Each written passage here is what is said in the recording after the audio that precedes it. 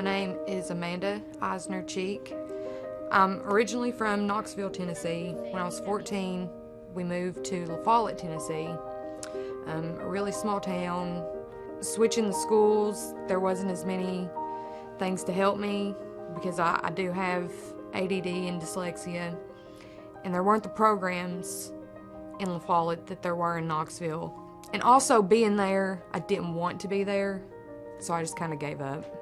When it came time to graduate, I did not have enough credits to graduate. When I was 18, I got a job at the meatpacking plant.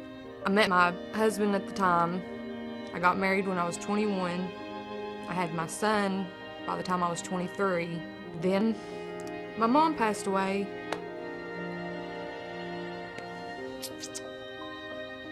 And that was really hard for me. I didn't know how to deal with it. She was my best friend. So I turned to drugs and spiraled out of control. Got divorced, got in trouble, got incarcerated, lost my son. I was addicted to opiates. I was so far into my addiction that you get to the point where you'll do anything to get that.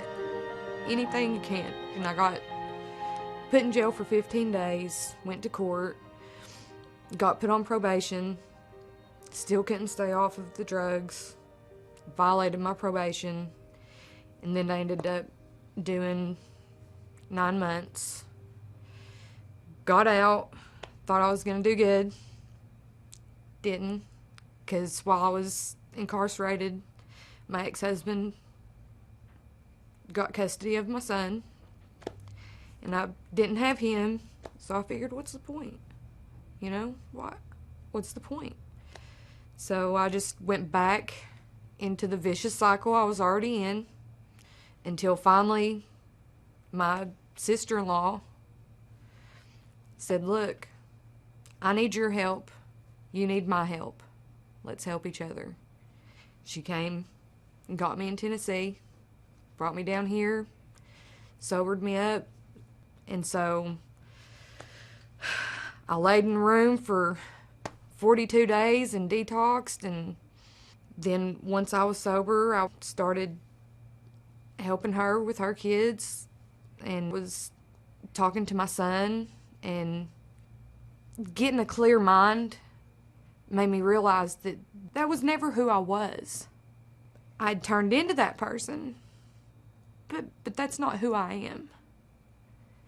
And once I got back on track, I knew that it all had to change. I decided to come to the Adult Education Center because once I got down here and was doing good, I went to look for jobs. And with my background plus not having a high school diploma, it's been nearly impossible. I thought, you know, with at least having the GED, that would be one step closer. Maybe they'd look at that and be like, okay, she's trying. I was nervous.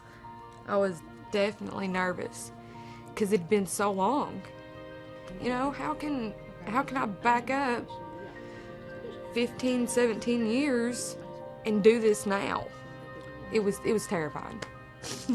to be honest, it was absolutely terrifying. These students are here because they like the one-on-one attention that we can give them here in our little center. They didn't like high school. They didn't enjoy the activities that went along with high school. That's why they dropped out. So we try to make this facility very, very different than a high school setting is. That's why we do not have desks in here. We don't want desks in here because we don't want them to be intimidated that they're going back to a classroom setting.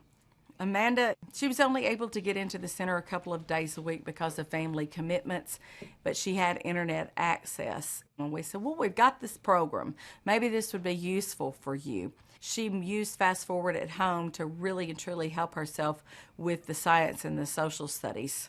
and some of the portions of math. The time I had here, I would work on the math with them, and then I studied with the Fast Forward program at home every night, just about, and I would just do 1 or 2 lesson plans, maybe more. I don't think I could have done it without that, because for me personally, someone explaining something to me, it doesn't always get through, but if I can sit down and read it myself, that helps me a whole lot.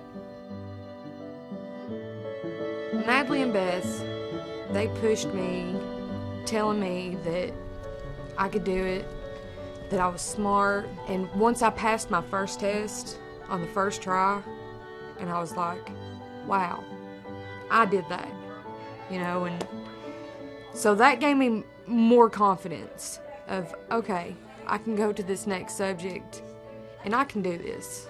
I've got this. And then the further I got into the GED, I was like, I can do more. I can go to college. I can be something bigger. I can do something bigger than myself. I've just started taking my first 2 classes at West Kentucky Community and Technical College. I'm actually making perfect scores in both of those classes right now, and then later I'll have to transfer to get my degree to become a substance abuse counselor. That's my main goal. That's what I want to do. My son, Gabriel, is very proud that I have finally graduated, because he's always known that I didn't graduate high school, and now that he sees that I'm getting better every day and that I'm doing this, he can have a mom that he's proud of and not ashamed of. And that's what I want. I want him to be proud, and I want to keep making him proud.